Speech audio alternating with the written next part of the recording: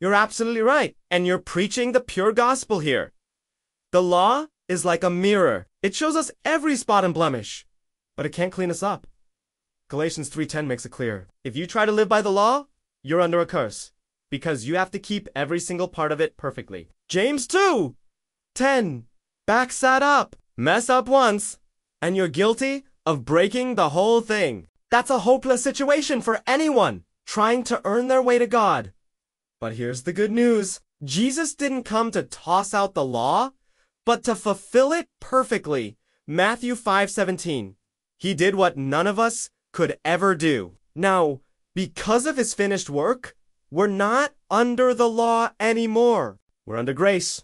Romans 6:14. That means our salvation isn't about our performance, but about trusting what Jesus did for us. Grace is a gift, not a paycheck. It's not about how hard you try, but how much you trust in Jesus. So stop trying to earn what's already been given. Let go of self-justification and rest in the freedom and joy of God's grace. Jesus fulfilled the law so you could live free, forgiven, and loved. Amen. For as many as are of the works of the law are under the curse. For it is written, Cursed is everyone that continueth not in all things which are written in the book of the law to do them. Galatians 3:10 KJV.